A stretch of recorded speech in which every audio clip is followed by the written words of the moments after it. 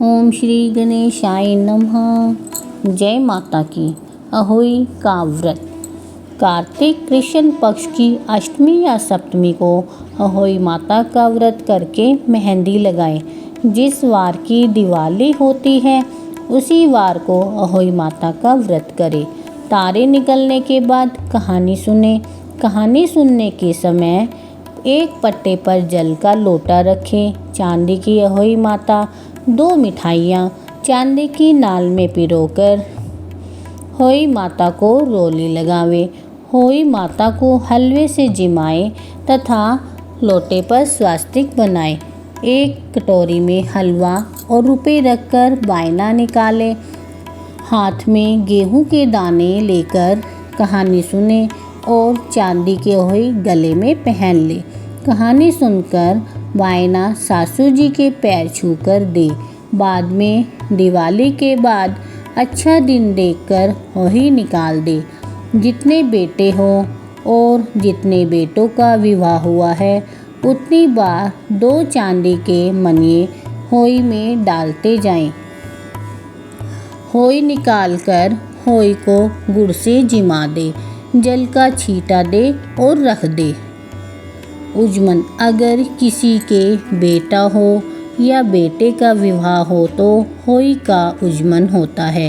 एक थाली में 7 जगह 4-4 पूरी लेकर थोड़ा सा हलवा रखकर ऊपर तिल यानी वस्त्र और रुपये रखकर पानी का हाथ फेरकर सासू जी के पैर छूकर दे दे तथा वह तिल तो सासू जी रख लें और हलवे पूरी का बायना बांट दे। अगर बहन बेटी अपने पास गांव में हो तो बायना निकालने के लिए भेज दे। कोई दीवार पर आटे से पोतकर गैरू से मांडे, कोई रंग से मांडता है। सब तरह के रंग से मांड ले। और आज के समय में तो अहोई माता का कैलेंडर बड़ी आसानी से बाजार में मिल जाता है। अहोई माता की कहानी। एक साहूकार था जिसके 7 बेटे 7 बहुएं और एक छोटी बेटी थी। सब कोई मिट्टी लेने गई तो मिट्टी खोदते समय ननंद के हाथ से श्याऊ माता का बच्चा मर गया। तब श्याऊ माता बोली कि मैं तेरी कोख बांधूंगी। तब ननंद ने सब भाभियों से कहा कि मेरे बदले तुम अपनी कोख बंधवा लो। तो 6 भाइयों ने तो मना कर दिया, परंतु छोटी भाभी ने सोचा अगर मैं अपनी कोख नहीं बंधवाऊंगी तो सासू जी नाराज होगी, इसलिए उसने अपनी कोख बंधवा ली। तब उसके बच्चा होता और होई साते के दिन पर जाता। एक पंडित बुलाकर पूछा कि क्या बात है जो मेरा बच्चा होई साते के दिन मर जाता है।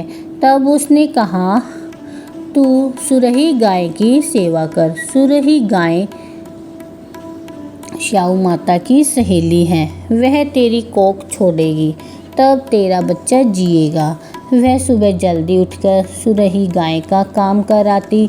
गौ माता ने सोचा कि आजकल कौन मेरी सेवा कर रहा है।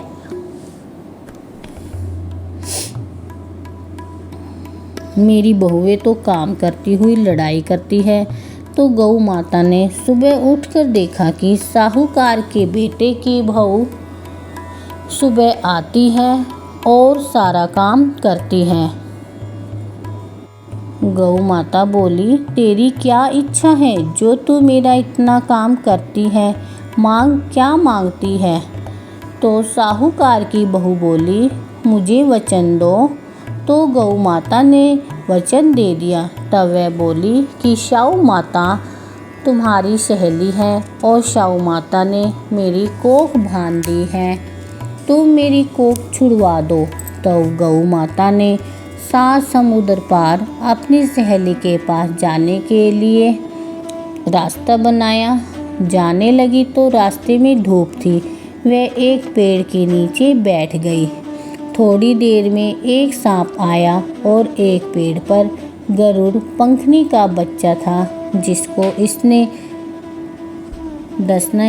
डसने का प्रयास किया तो साहूकार की बहू ने सांप को मार दिया और डाल के नीचे डाल दिया और बच्चे को बचा लिया। गरुड़ पंखनी आई और साहूकार के बेटे की बहू को चोंच मारने लगी तो वह बोली कि मैंने तेरा बच्चा नहीं मारा, यह तो सांप तेरा बच्चा मार रहा था और मैंने बचा लिया। तब गरुड़ पंखनी ने उन्हें अपनी पीठ पर बिठाकर श्याऊ माता के पास पहुंचा दिया। तो श्याऊ माता बोली, आओ बहन, बहुत दिनों में आई हो। और श्याऊ माता बोली कि मेरे तो सिर में बहुत जू पड़ गई है। फिर साहूकार की बहू ने उसकी सारी जू निकाल दी। तब श्याऊ माता बोली, तूने मेरी बहुत भलाई की, इसलिए तेरे 7 बेटे 7 बहुएं हों। तो बहू बोली कि मेरे तो एक भी बेटा नहीं, 7 कहाँ से होंगे। तब श्याऊ माता बोली, क्यों नहीं होंगे।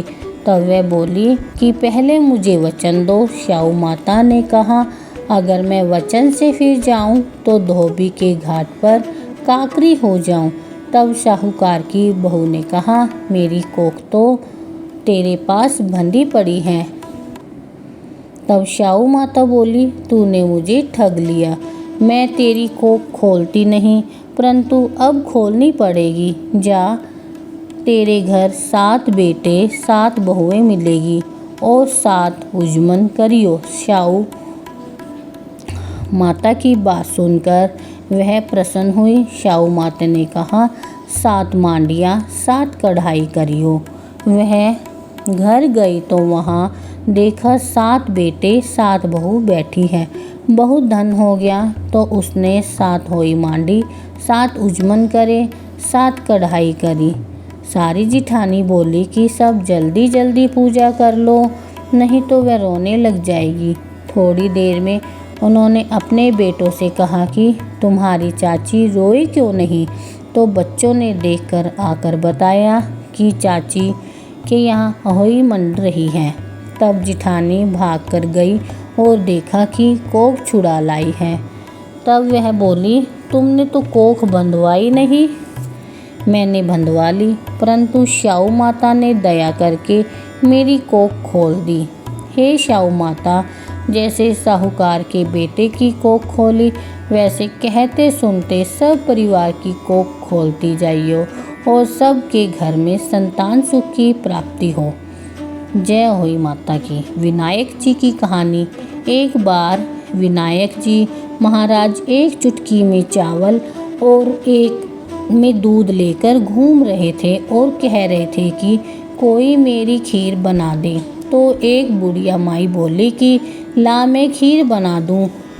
वह एक कटोरी ले आई। तब विनायक जी बोले कि बुढ़िया माई, कटोरा क्यों लाई है, भगोना लाकर चढ़ा दे। तब बुढ़िया माई बोली कि इतने बड़े का क्या करेगा, कटोरा ही बहुत है। तो भगोना चढ़ा दिया और चढ़ाते ही वह दूध से भर गया। फिर विनायक जी ने कहा कि मैं बाहर जाकर आता हूँ, तू खीर बनाकर रखियो। खीर बनकर तैयार होगी, परंतु विनायक महाराज जी नहीं आए। तो बुढ़िया माई का मन ललचा गया। वह दरवाज़ा बंद करके खीर खाने लगी और बोली कि विनायक जी महाराज भोग लगाओ, और खीर खाने लगी। इतने में विनायक जी आए और बोले, बुढ़िया माई खीर बना ली। तो बुढ़िया बोली, हाँ आकर जीम लो। तो विनायक जी बोले, मैंने तो जीम लिया, जब तू जीमने लगी तभी मैंने भी भोग लगा लिया। तब बुढ़िया माई बोली कि तुमने तो मेरा पर्दा हटा दिया, परंतु किसी और का पर्दा मत हटाना। तब विनायक जी महाराज ने खूब धन दौलत से उसका घर भर दिया। हे विनायक महाराज, जैसे बुढ़िया माई को दिया, कहते सुनते हुकारा भरते सब परिवार को देना। जय हो गणेश जी महाराज की, जय हो होई माता की।